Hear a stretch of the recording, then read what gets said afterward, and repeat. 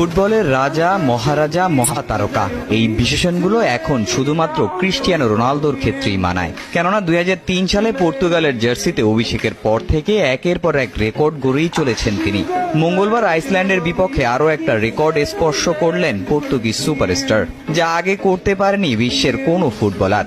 নিকট ভবিষ্যতে তার এই রেকর্ড ভাঙার ধারে কাছে নেই কেউই। রোনালদো আন্তর্জাতিক ফুটবলে কুয়েতের বদর আল মুতারের সবচেয়ে বেশি 196 ম্যাচ খেলার রেকর্ড ভেঙেছেন এবছরের মার্চে 2024 ইউরো বাছাই পর্বে লিগস্টিনের বিপক্ষে ম্যাচে।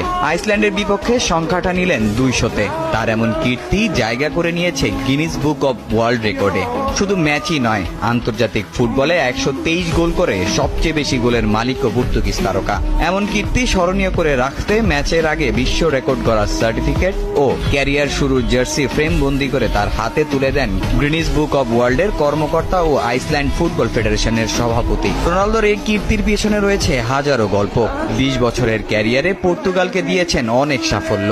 তার নেতৃত্বেই প্রথমবারের মতো ইউরোপিয়ান চ্যাম্পিয়নশিপ ও নেশনস লিগের শিরোপা জেতে পর্তুগাল। তবে মুদ্রার উল্টো পিঠেও দেখতে হয়েছে রোনালদোকে। সবশেষ কাতার বিশ্বকাপে কোচ ফার্নান্দো সান্তোসের সঙ্গে ঝামেলায় জড়িয়ে ঠিকমতো ম্যাচে নামার সুযোগ পাননি এই তারকা, যার ফল মরক্কোর কাছে লজ্জাজনক হারে কোয়ার্টার ফাইনাল থেকে বিদায় নেয় পর্তুগাল। তারপরই গুঞ্জন ওঠে হয়তো পর্তুগালের জার্সিতে আর দেখা যাবে না